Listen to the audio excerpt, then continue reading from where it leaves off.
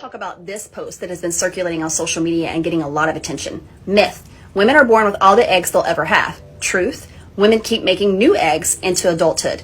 Is this true?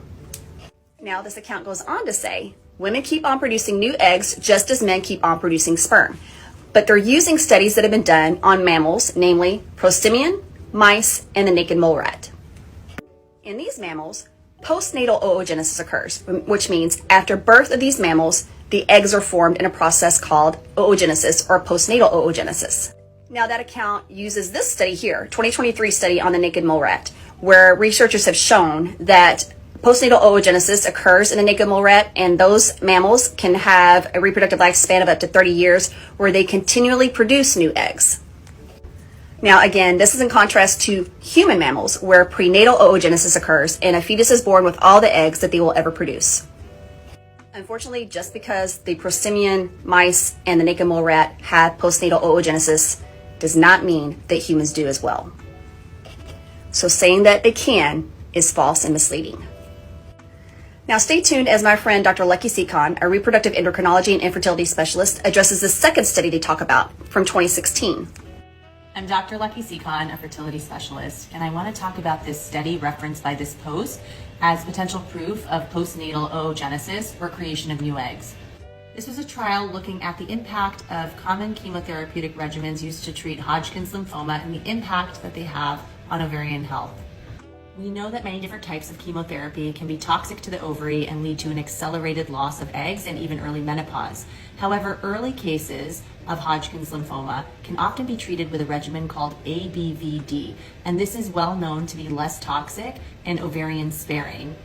The researchers obtained biopsies from 13 ovaries, 6 were adolescent patients and 7 were adults. They did note reduced in vitro growth of follicles in the group that received this ABVD chemotherapeutic regimen versus those that didn't. 8 out of the 14 patients that received ABVD treatment had higher follicle counts afterwards. So it was hypothesized that perhaps ABVD led to the formation of new follicles.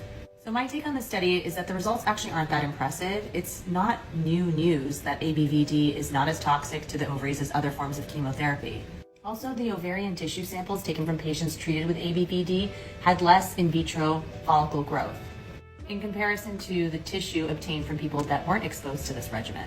Just because the group that was exposed to ABVD had higher follicle counts doesn't really mean anything when you have such a small sample size. You have to be cautious about interpreting results with such a small number of patients. So when it comes to forming new eggs, for now, we only have evidence of this occurring prenatally when we're a fetus in our mother's womb. And there still isn't definitive evidence to show that you can make new eggs after you're born.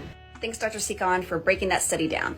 Now, as someone who went through extraordinary lengths to become a mother, because I waited until after age 40 and I had no egg quality left and could not get pregnant on my own, I could definitely say that these types of posts are very harmful and hurtful.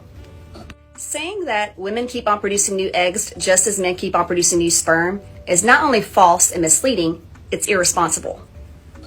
It also shows a basic inability to read and comprehend a research article in order to correctly interpret the data in order to share with your thousands of followers. I would like to close with another quality snippet from Dr. Seacon.